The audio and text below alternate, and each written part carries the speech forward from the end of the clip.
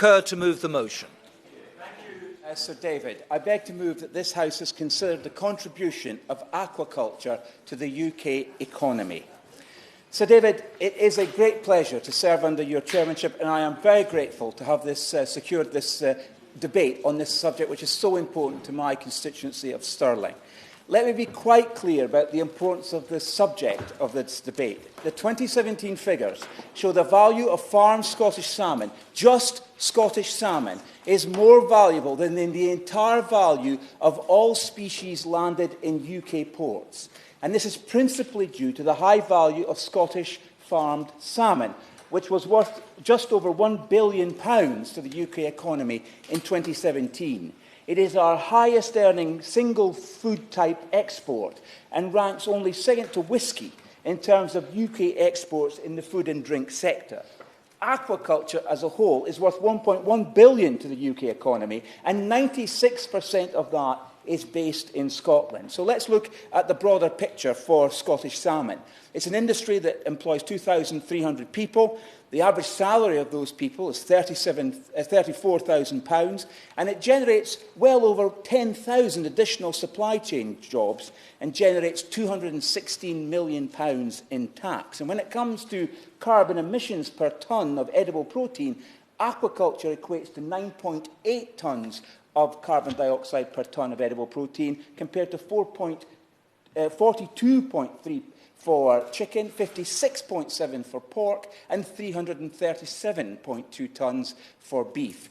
This is understood globally. When we look at the global fish production, the total tonnage of captured fish has plateaued at 90 to 93 million tonnes per year. But aquaculture continues to grow, and in 2016 produced some 170 million tonnes. This sector is fast becoming one of the key ways of producing protein for human consumption. This, Sir David, is a matter of global food security, tackling hunger and sustainability. First of all, can congratulate the Honourable Gentleman for Stirling for bringing this forward. Not only is it an important agriculture, important for the UK economy, it's important for my constituency of Strangford as well. And I want to say that and put that on record, Mr. Amos. Sir David, apologies. Just to say that those honourable gentlemen agree that the importance of aquaculture to the UK economy will grow once we leave the EU and subsequent common fisheries policy, and that it's an imperative that we ensure that there is a support available to support this essential industry. I want the honourable gentleman's constituency to do well with it, but I know I also want Strangford to do well with it, and the UK economy will grow jobs, economy, opportunity as well. It's all important for the economy. I'm grateful to the Honourable Gentleman for his intervention, and I agree with him. There is a tremendous future ahead for aquaculture, and my constituency of Stirling has always been at the centre of aquaculture. The historic fishery at Howton was created by Sir James Maitland in 1873, Sir David. They developed many of the methods that are used to the present day in fish farming. It was until recently part of the Institute of Aquaculture at the University of Stirling, and was recently taken over by Michelle Pearson, who is a model social entrepreneur and who has made hugely impressive plans for the environmental and ecological enhancement of the site. The Institute of Aquaculture at Stirling University has a growing global reputation as a centre of excellence. Stirling University has a long history in this field. Even when I was a student there, Sir David, in the 1980s, as long ago as that, Stirling had a formidable reputation in aquaculture and continues to grow to the present day. It is truly global in its scope. They at Stirling University are the pioneers of aquaculture as a solution to the challenges of feeding a growing global population.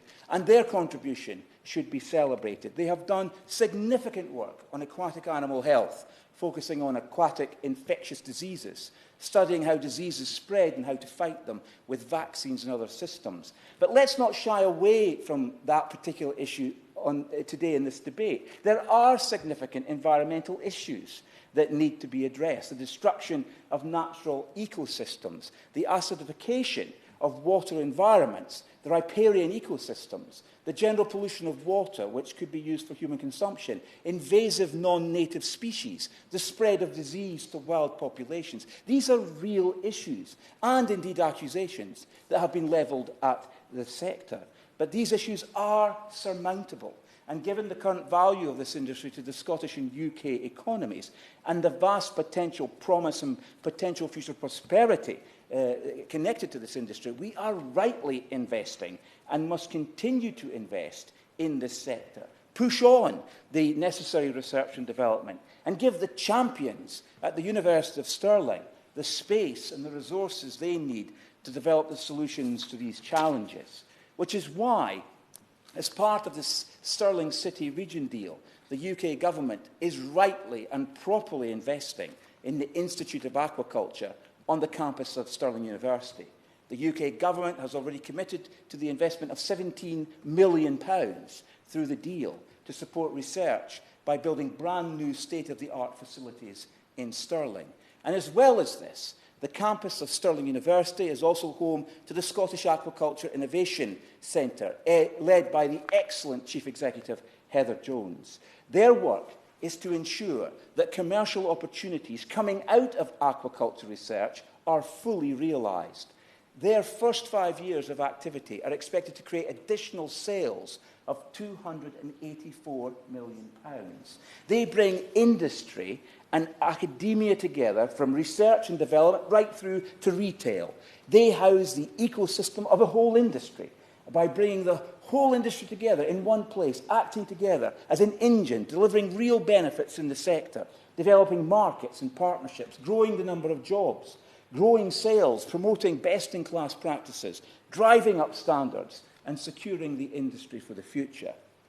I would strongly urge DEFRA and BAYS to co-invest in the Scottish Aquaculture Innovation Centre to bring these benefits to the whole of the United Kingdom. The Institute of Aquaculture and the Scottish Aquaculture Innovation Centre are invaluable assets to Scotland, but also to the United Kingdom. They have the potential to become a much bigger global player, a world centre of excellence, putting Scotland and the United Kingdom at the forefront of this important and valuable agenda.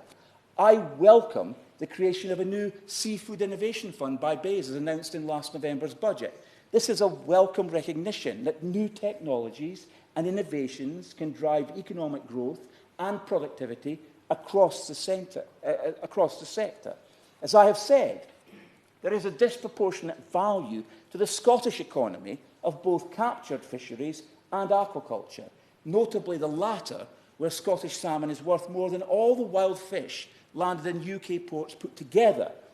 And Scottish salmon represents 93% of UK aquaculture. And given these facts, I call upon my honourable friend, the Minister, to commit to ensuring a proportionate distribution of innovation funding to aquaculture of at least 50% of the total, and to Scotland in particular of at least another 50%. We need to encourage, I know that adds up to 100%, but it was 50% and 50%. Actually, I give way to the Honourable Gentleman. He's most kind and gracious for doing so. I'm aware, and I think maybe the Honourable Gentleman from Stirling is also aware, that farm salmon do have infect some of the wilder salmon. And I know in the papers that I've read in the last week or 10 days that there's been proven cases of that happening. Does the Honourable Gentleman also fear that the rise of the farm salmon and maybe the wild salmon that come in, they could be detrimental to each other? It's a really good point. That's exactly why I am making this request of Her Majesty's Government, that they will proportionally invest in Scottish aquaculture, and particularly in the Institute of Aquaculture and the research that's done there at the University of Stirling, because there are solutions to the problems that he has directed our attention towards, but they will require innovative scientific research breakthroughs, and that comes about through the funding of world-class research, such as we have at the University of Stirling. We also need to encourage business investment in research and development, and that's why the Innovation Centre that I referred to earlier is so important, because it brings together the entire sector. Now, the UK Industrial Strategy sets out the bold ambition to increase UK investment in R&D to 2.4% of GDP. This is a very good objective. The government has firmly put research and innovation at the heart of its industrial strategy, setting a grand vision for the UK to become the most innovative country in the world. But we do need to see better coordination of innovation in the sector that's the focus of this debate. Already, as we have seen, the Scottish Aquaculture Innovation Centre in Stirling have created a £36 million programme of research and development, split between £22.8 million of commercial partners and the university finance of £1.3 million. Many companies are investing in this valuable sector. But what we need is better working together. I will. Thank you, my honourable friend is speaking with his usual combination of insight and eloquence, and he draws attention to a critical matter which I know will be close to the Minister's heart, and that is the marriage between R&D and skills, by the way, and macroeconomic strategy. If we're really serious about productivity, then we have to invest in the competence of the people who work in aquaculture, agriculture and horticulture, and the necessary innovations that he's described. Thank you. I'm very grateful to the intervention of my very good friend, and I completely agree with him. There is a connection between investment and the resulting gain that we make in national productivity, and the benefit that is accrued to the whole of the UK economy. Innovate UK, BAYS, DEFRA, the Centre for Environment, Fisheries and Aquaculture Science, CFAS, the Scottish Government, Marine Scotland, all need to work together to create a shared strategy of supporting investment in R&D in this area. We need, at the very least, a shared strategy agreed in the spirit of cooperation. The industrial strategy calls for innovation across the board to boost our national productivity, as my right honourable friend suggested. But it also calls for new technological revolution in agriculture and food production. And UK aquaculture is an innovative sector. There's a big opportunity here, utilising big data, sensors and imaging, or robotics. It really is at the forefront of the productivity challenge. But it needs more investment and it needs more interest from the UK government.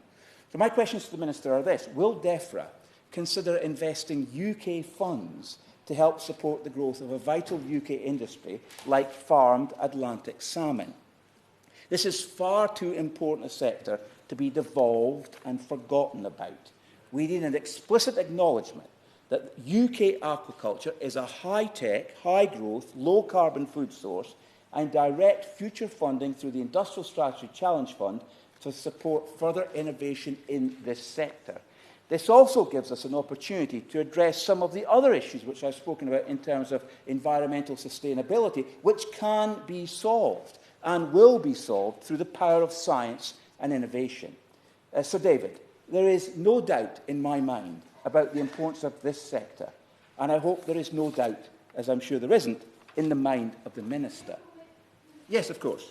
Honourable Member for giving way. He speaks a lot about productivity and R&D and the importance of that and of investment, but he'll be aware, of course, that in the event of a no-deal Brexit, Scotland's salmon industry may need 4 times as many export health certificates as is the case now, which has the potential to cost the industry £15 million.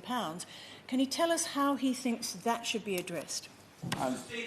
It's a very good intervention, and of course she's absolutely right. I mean, government and business need to be fully prepared for any eventual outcome in this situation we found ourselves in relation to Brexit. Yes. I thank my honourable friend for giving way. Can I just say that we're right on top of that? We really understand what needs to be done in the event of a no-deal Brexit in terms of the export health certificates and all the other work that needs to be done. We're well on top of that. We understand exactly what needs to be done. One of the encouraging things about interacting with ministers from DEFRA is the state of readiness that there is in that particular department, led by an excellent Secretary of State and ministerial team, in relation to the potentiality of any of the available outcomes of Brexit. I will, yes. I'm delighted to hear that from the Minister and to receive those reassurances. But, for example, I don't know how much influence the Minister has in terms of local authorities, because I know of offices in one local authority in Scotland that actually examine export health certificates, and they'd cut that department considerably. So, I mean, I don't really see how it is possible to give us complete assurances that export health certificates can be can give us assurances in those regards. It's very illuminating and very apposite that the honourable member draws the attention of the Chamber to the cuts that the Scottish Government, the SNP Scottish Government, have inflicted on Scottish local authorities.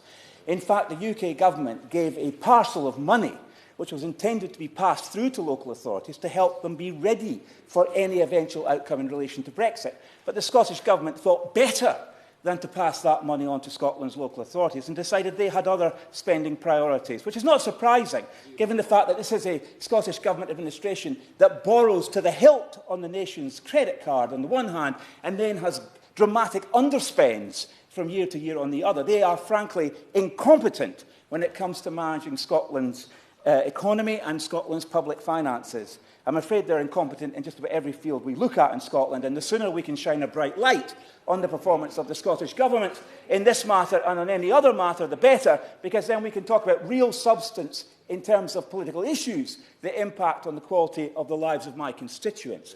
But to conclude my speech, Sir David, I do have specific asks that I would like to make to the Minister. And I repeat again, given the fact that Scottish farmed salmon alone is worth over £1 billion to the UK economy, we've got to give aquaculture its proper place. So, I look forward to the Minister's reply on the issues that I've raised. I'd like to hear about how the Government will support ensuring that Scotland and the aquaculture sector benefit from the Seafood Innovation Fund. That's a key ask. The UK Government is already working with the Scottish Aquaculture and Innovation Centre in Stirling, but what more can be done to support the valuable work that the Innovation Centre does to promote a UK-wide approach and harnessing our global reputation, particularly out of the University of Stirling Institute of Aquaculture in this sector? What more can be done to see that there is closer working together across and between governments to develop a shared vision and strategy for innovation in the aquaculture sector? And putting aquaculture at the heart of our food security policy and acknowledging what a tremendous innovation and high-tech sector this is, how much more is possible with the right level of investment and partnering? In short, my ask of the Minister, and the whole point of my speech, is to ask him to support the idea of creating a UK-wide sector deal for aquaculture. In short, can we have one? The question is